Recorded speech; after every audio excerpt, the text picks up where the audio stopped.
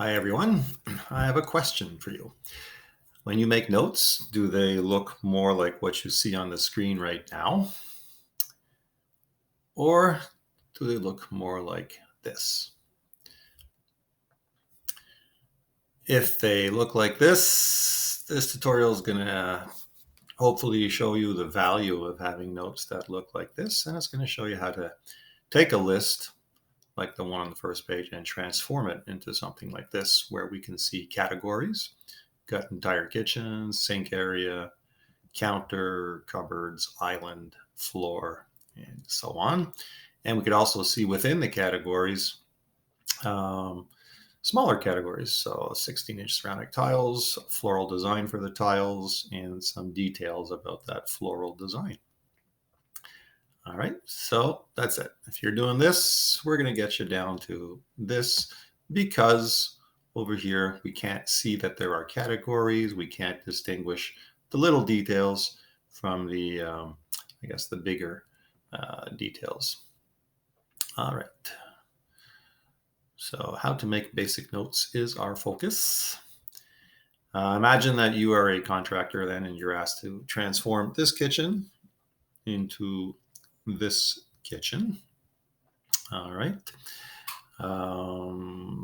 And your employee comes back to you after meeting the client with this list over here.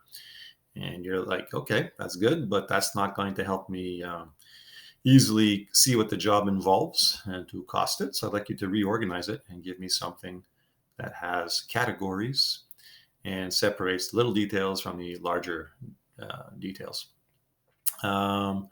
So this is what we're talking about. We want this structure over here. So what's happening in this structure? Essentially, we're using different kinds of bullets. The bullets are the little symbols, little dots or squares in this case, in front of the pieces of information. So you have a different bullet for each level. So these ones all get a hollow circle, these get a solid square, these get a solid dot. And we have indentations. Indentation is the space going left to right. So from here to here, if you think of an imaginary line that drops down like this, and then you go across, well, this space here is the indentation. So I'll just show you in a second. I can add more indentation by clicking this way. So I increase the indentation, or I can decrease it by going back the other way. So this is no indentation from sink area, so double sink and sink area. This would suggest they are two separate ideas that are unrelated. But if I indent it like this, I'm basically saying the double sink is part of the sink area because of the indentation. Here, this has the same level as double sink, so that means the faucet is a separate item.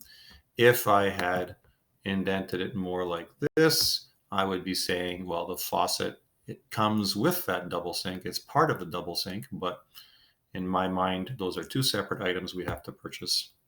So I put them at the same level because they're both for the sink area. And then I have a couple of details that are just visually, it tells me right away, these are details about the faucet because they're in the faucet area. So I want a faucet with a motion sensor, and I want a faucet with a shower hose inside it. We also have a third item going in the sink area, and that is the garburator, which is the Canadian and British word I learned for a trash compactor.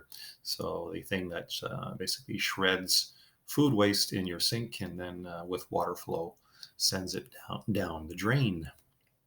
All right, so let's transform this now into something with categories and a distinction between the bigger details and the little smaller details.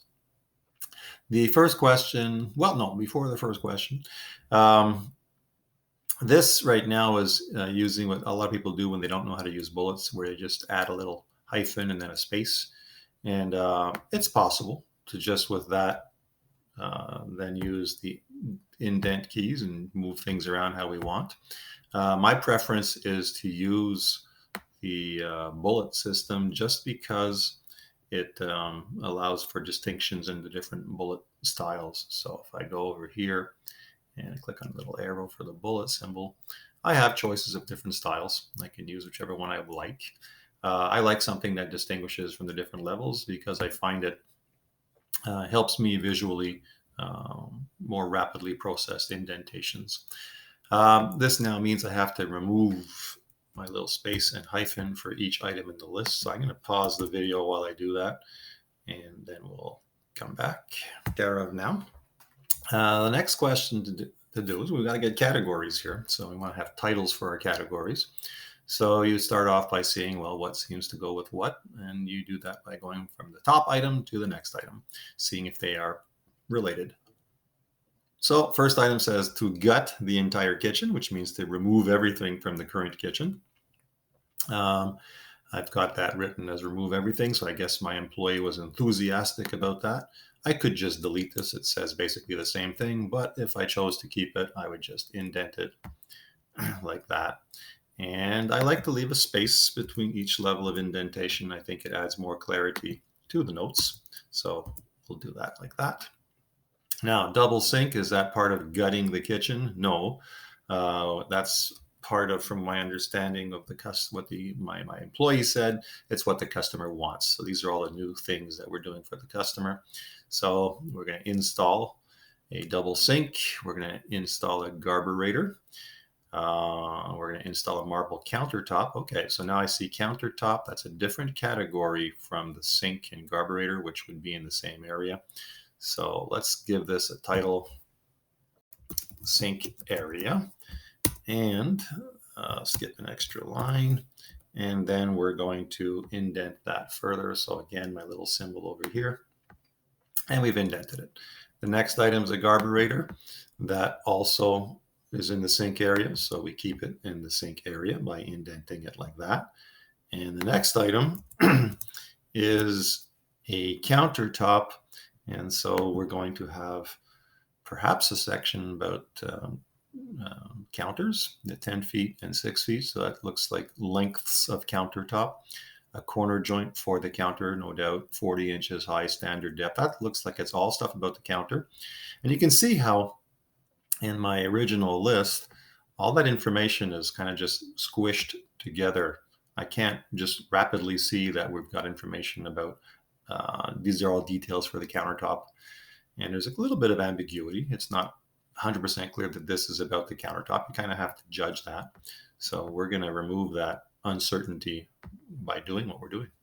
So this area here, we'll call it counter. And get rid of our extra arrow. And now we're going to indent it. Now you can indent by using these buttons, or you can also press the tab key. So my next one over here, I'm going to just press the tab key on my computer. So it's the marble countertop. I don't need the word counter. Well, countertop, that's fine, but small distinction. 10 feet and 6 feet. So these are my two lengths. I have a corner joint of 135 degrees. What's that? If you're wondering, 135 degrees in my image over here. I'm guessing that this is not a 90-degree angle, but rather something that looks like it's about 135 degrees. And so that's why I chose to put that amount for our exercise. So corner joint of 135 degrees, and the height of the counter is 40 inches. I press the tab key to do that. And it's a standard depth from front to back. The next item is Awesome Cupboards brand. Now, I don't know, based on the way the list was, if this is a countertop type, or if it's strictly, this company strictly makes cupboards. For our purpose, we'll have to assume it's cupboards. This is the kind of thing you have to check with your employee if it's not clear enough. And so it's why it's nice to have good note-taking skills. So let's go with cupboards area. And we're going to indent that to show that this is the brand that the customer wants. So it has to be that company.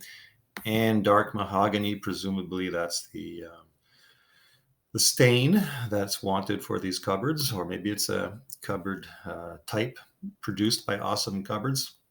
Not clear to me. If I knew that this is actually one of their cupboard styles, then I would indent this more to show that it's part of the Awesome Cupboards brand. But if instead It's not a style, but really just the finish that we want on these cupboards, then I would just leave it at this level. Next, we've got 16-inch ceramic tiles. That is not about the cupboards. That, I guess, would be the floor area. So, whoops, we're going to put that as a floor, like that. And we got to skip an extra line. You can see how when you skip the lines, it makes things clearer. And 16-inch ceramic tiles. So we indent that. And I'm going to now pause the video and finish the rest of my list. I think you're going to be able to understand what's going on at this point. And so we're going to save you some time from watching the whole thing. I will point one thing out in the list. Something that happens when a person just does a list like this with a customer is the customer comes back to things later on that were mentioned earlier. And so we've got our faucet. Does that belong by a separate section? No, that's part of the sink area. So I have to click on that and bring it back up to my sink area and stick that over here like that. And then faucet with motion sensor and shower hose in faucet. I've got a couple of details here to work with. So I'm going to make a faucet section like that. And like that. And we're going to skip our lines to make things a little bit clearer.